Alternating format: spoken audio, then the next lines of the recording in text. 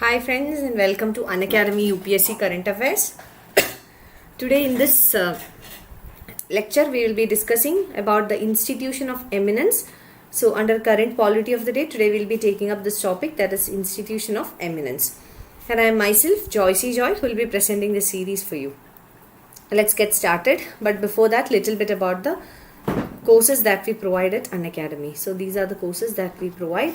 So we do provide long-term and short-term batches, and this is a 6 months batch course for the upcoming prelims, that is 2021 prelims examination.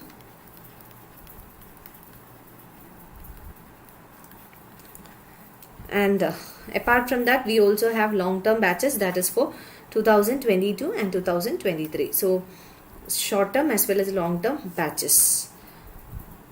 And apart from that, we have the NCERT batches as well. So this is the NCERT batches.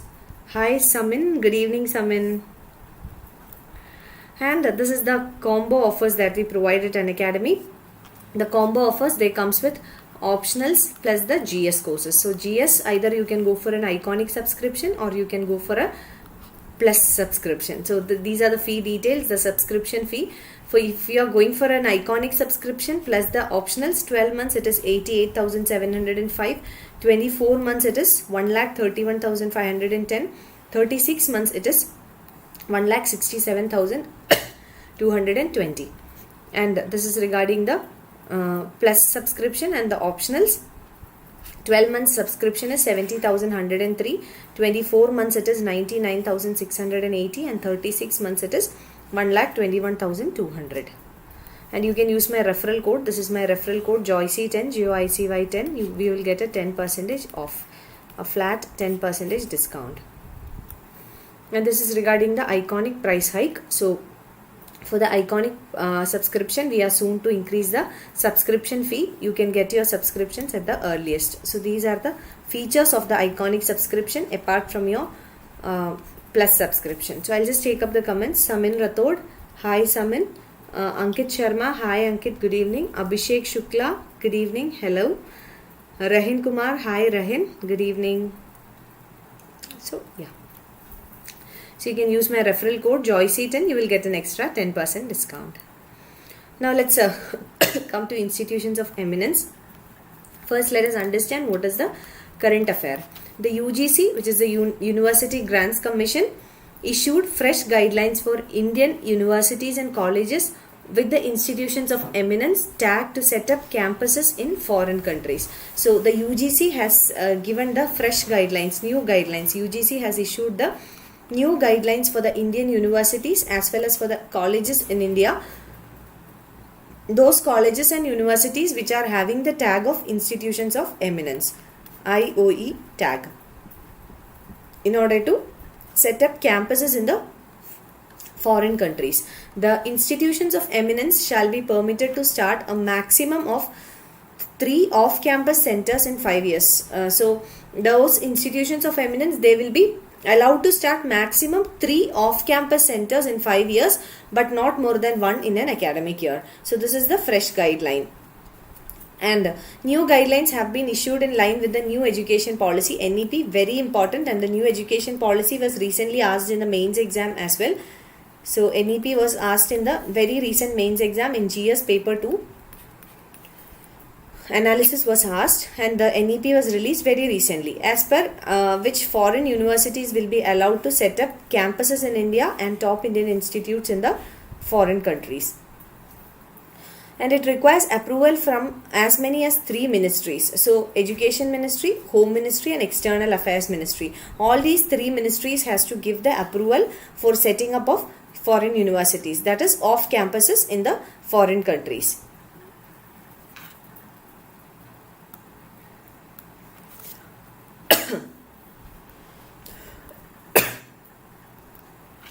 Now let's see what is this scheme all about, Institutions of Eminence scheme.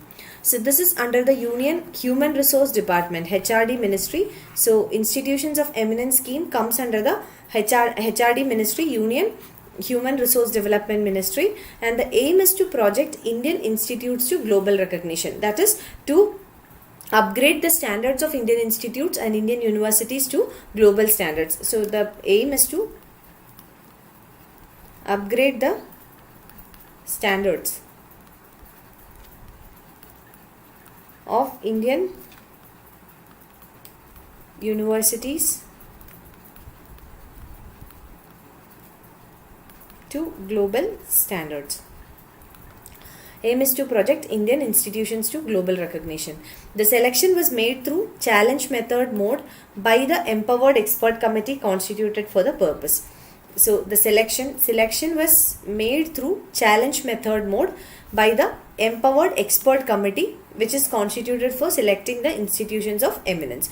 20 institutions for institutions of eminence tag nominates have been made on the recommendations of this empowered expert committee headed by N. Gopalaswamy. So N. Gopalaswamy is the head of the empowered expert committee. So 20 institutions are nominated for this tagging institutions of eminence, and this 20 institutions out of which 10 will be public institutions and 10 will be private institutions. So all these points are important especially for your prelims.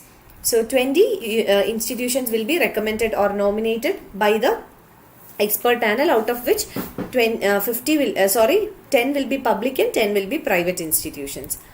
Now, what is the criteria for selecting institutions of eminence? Only those institutions which have appeared in any of the global or national ranks. So, the first eligibility criteria is that for being recommended, the universities or the institutions should have appeared in any of the global or national ranks in order to be nominated for institutions of eminence status. Second one, the public institutions. The public institutions are assessed on the basis of QS 2020 world rankings. In case of a tie in QS 19 rankings are used. So if there is a tie, that is two universities getting the same rank or same, then the previous year, that is QS 2019 rankings will be made. This is the basis for public institutions. Public means government institutions.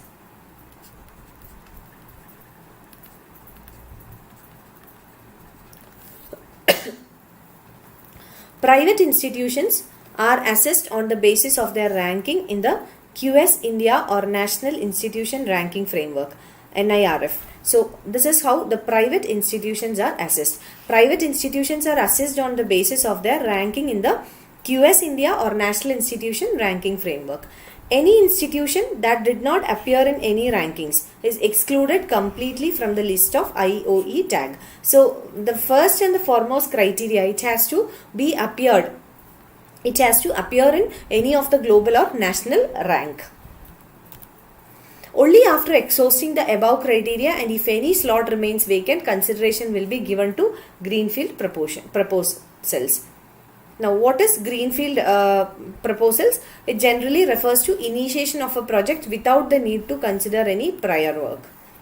That is starting itself, from the base itself.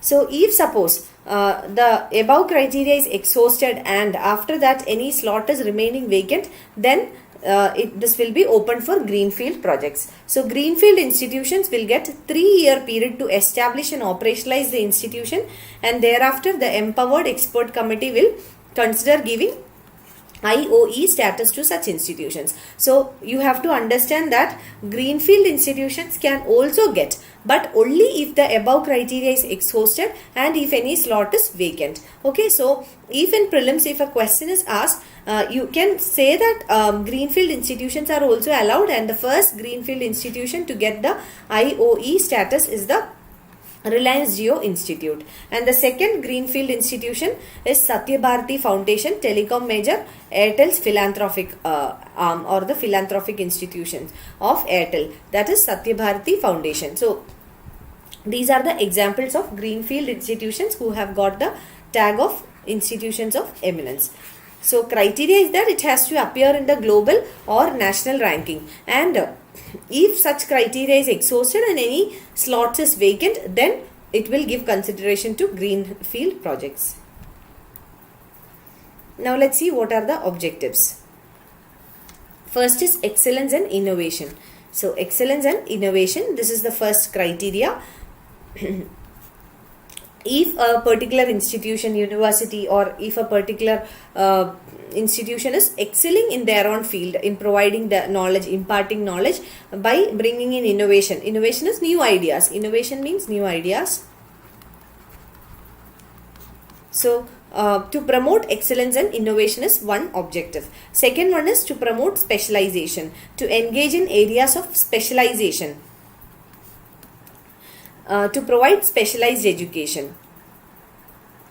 Third is to provide a global rating, to rate those institutions internationally for teaching and research as top 100 institution in the world over time, to create few institutions in India that could reach the top 100 institutions in the world in the long run, to promote quality teaching and research.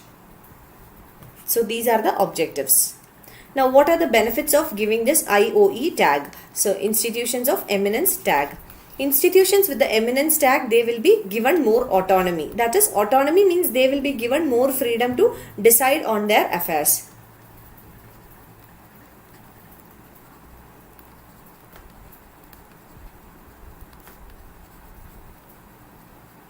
More freedom to decide on their own affairs. They don't have to report to UGC. That is more autonomy. So they will not be required to report themselves to the UGC, to make timely reports to the UGC. So this is another thing. They would be able to admit foreign students and recruit faculty from abroad. So foreign students will be allowed and foreign faculty also. So they can recruit the faculties from abroad and also they can admit foreign students. In the prelims, you can expect such questions giving the statements which one is correct or which one is right with respect to institutions of eminence tag. They can follow a flexible course and fee structure. That is, they can decide on their fee structure and also they can decide on their courses. So they can design their courses